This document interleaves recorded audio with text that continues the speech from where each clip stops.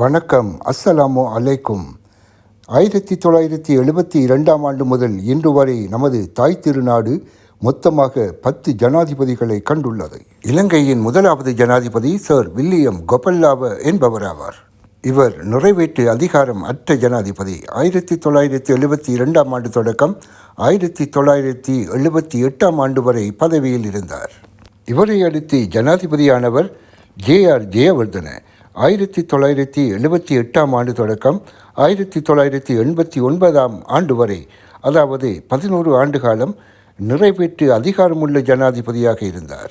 அடுத்து ரணசிங்க பிரேமதாச 1989 ஆண்டு தொடக்கம் 1993 ஆண்டு வரைக்கும் இலங்கையின் ஜனாதிபதியாக இருந்தார். ஆர். பிரேமதாசாவின் பின்னர் ஜனாதிபதியானவர் டி.பி. விஜயதுங்க. 1993 ஆண்டு தொடக்கம் 1994 ஆண்டு வரை இவர் ஜனாதிபதி பதவியில் இருந்தார். இவரை அடுத்து சந்திரிகா பண்டாரநாயக்க குமாரதுங்க 1994 ஆண்டு தொடக்கம் 2005 ஆண்டு வரை நிறைவேற்று அதிகாரமிக்க ஜனாதிபதியாக பதவியில் இருந்தார். அதனை அடுத்து மஹிந்த ராஜபக்ஷ 2005 ஆண்டு தொடக்கம் 2015 ஆண்டு வரை ஜனாதிபதியாக கடமையாற்றினார். மஹிந்த ராஜபக்ஷவின் பின்னர் மைத்திரிபால சிறிசேன 2015 ஆண்டு தொடக்கம் 2019 ஆண்டு வரை ஜனாதிபதியாக கடமையாற்றினார். அதனை அடுத்து கோட்டபாய ராஜபக்ஷ 2019 ஆண்டு தொடக்கம் 2022 ஆண்டு வரை ஜனாதிபதியாக கடமையாற்றினார்.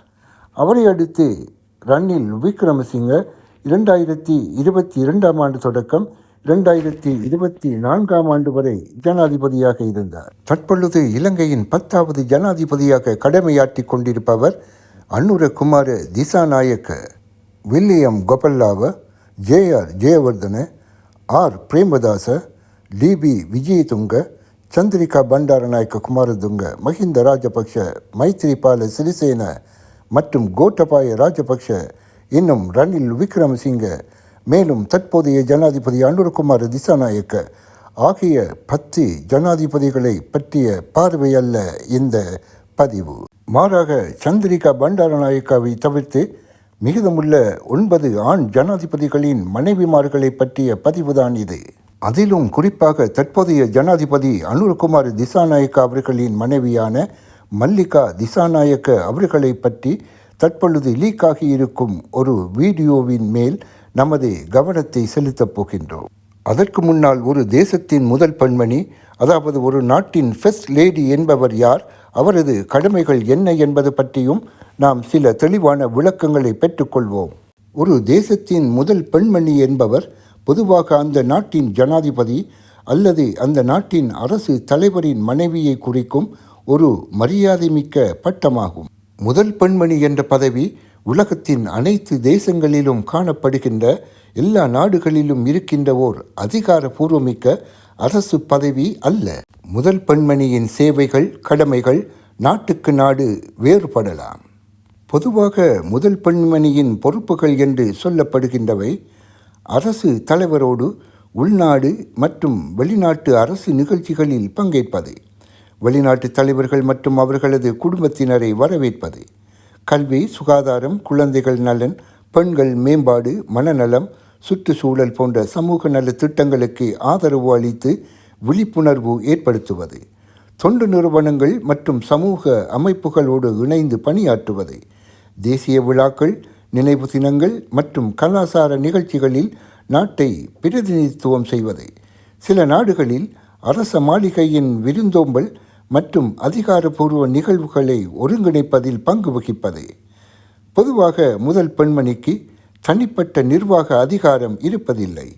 சட்டங்களை இயற்றும் அல்லது அரசாங்க முடிவுகளை எடுக்கும் அதிகாரம் இருப்பதில்லை.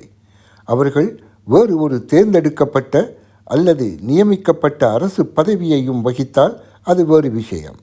எனவே முதல் பெண்மணியின் பங்கு பெரும்பாலும் சமூக சேவை, பொதுநல முயற்சிகள் மற்றும் நாட்டின் மரியாதையை பிரதிநிதித்துவம் செய்வது என்பதையே மையமாக கொண்டுள்ளது. இலங்கையின் முதலாவது ஜனாதிபதி சர் வில்லியம் கொபல்லாவ அவர்களின் மனைவியின் பெயர் சீலாவதி ரம்புக்வெல்ல கொபல்லா. இலங்கையின் அரசியலில் இவர் நேரடியாகவோ அல்லது தனது கணவர் மூலமாகவோ எவ்விதமான அழுத்தங்களையும் அல்லது செல்வாக்கினையும் செலுத்தவில்லை என்று கூறப்படுகின்றது. இந்த நேரத்தில் ஒரு சுவாரஸ்யமான ஒற்றுமையை இங்கே கூறிக்கொள்ள விரும்புகின்றோம். அதாவது இலங்கையின் முதலாவது ஜனாதிபதியான சர் வில்லியம் கொபல்லாவ அவர்களின் மனைவியின் பெயர் சீலாவதி. அதேபோன்று தற்போதைய இலங்கையின் 10வது ஜனாதிபதியான அனுரகுமார திசாநாயக்க அவர்களின் தாயாரின் பெயரும் சீலாவதி. என்ன ஒரு ஒற்றுமை பாருங்கள். இனி இலங்கையின் 2வது ஜனாதிபதியும் முதலாவது நிறைவேற்று அதிகாரமுள்ள ஜனாதிபதியுமான ஜே.ஆர். ஜெயவர்தன அவர்களின் மனைவியான எலினா ஜெயவர்தன பற்றி பார்க்கலாம். எலினா ஜெயவர்தன பற்றி சில அரசியல் விமர்சனங்களும் மற்றும் அரசியல் விவாதங்களும் காணப்படுகின்றன.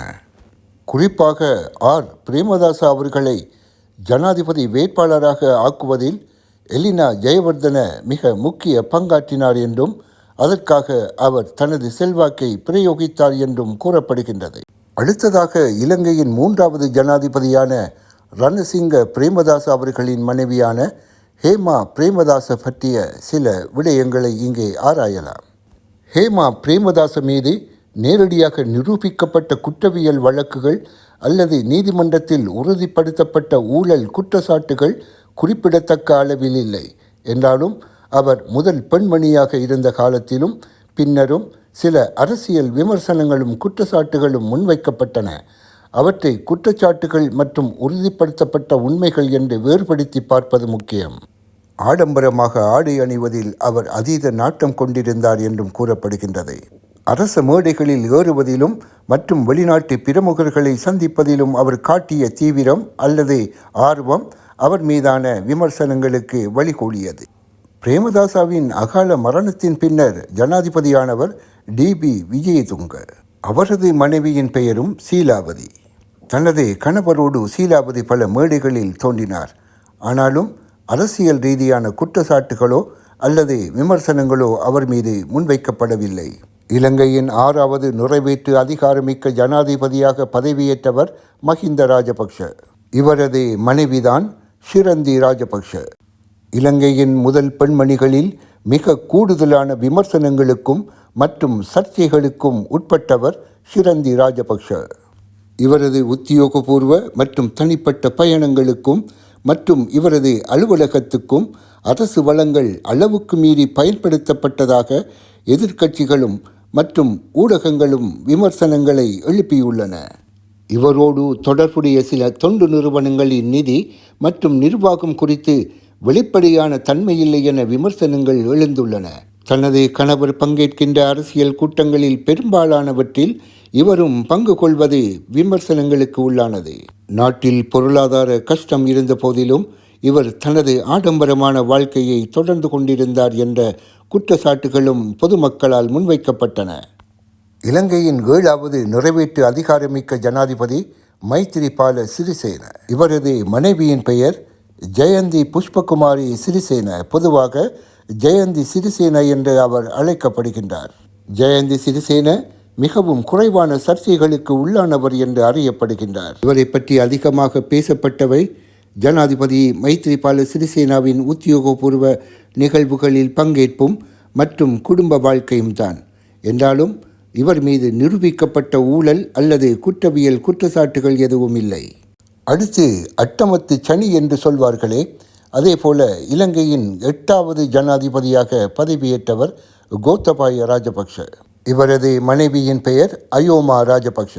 கோத்தபாய ராஜபக்ஷ நாட்டை விட்டு பொதுமக்களால் துரத்தி அடிக்கப்பட்டாலும் அயோமா ராஜபக்ஷ மீது எவ்விதமான ஊழல் மற்றும் குற்றச்சாட்டுகள் முன்வைக்கப்படவில்லை. இலங்கையின் 9வது ஜனாதிபதியாக பதவியேற்றவர் ரணில் விக்ரமசிங்க. இவரது மனைவியின் பெயர் மைத்ரி விக்ரமசிங்க.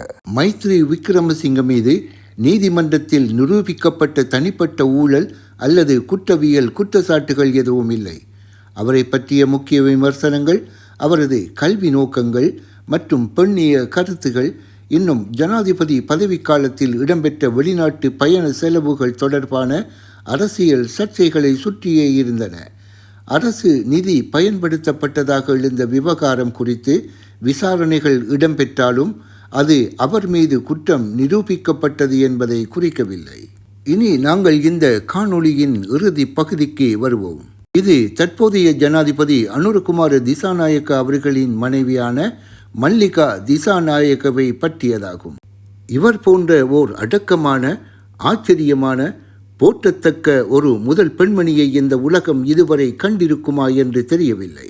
தனது அன்பு கணவர் ஜனாதிபதியாகி பதவியேற்கும் அந்த பெரு விழாவில் கூட இவரது பிரசன்னம் இருக்கவில்லை. இதுவரை இவர் எந்த ஒரு அரசியல் கூட்டங்களிலும் பங்கேற்கவில்லை, எந்த ஒரு அரசியல் மேடைகளிலும் ஏறியதும் இல்லை. இவரது ஒரு புகைப்படம் கிடைக்காதா, இவரது ஒரு காணொளி கைக்கு வராதா என்ற ஏக்கத்தில் பல ஊடகவியலாளர்கள் இன்னமும் திண்டாடி கொண்டிருக்கின்றார்கள்.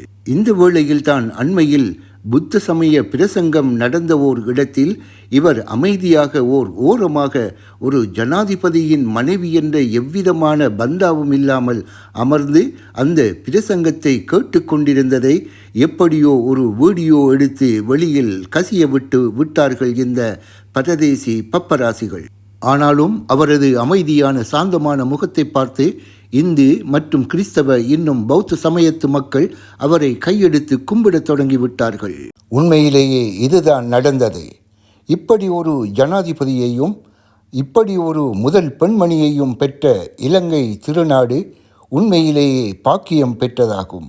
மீண்டும் மற்றொரு காணொளியில் சந்திப்போம். வணக்கம்.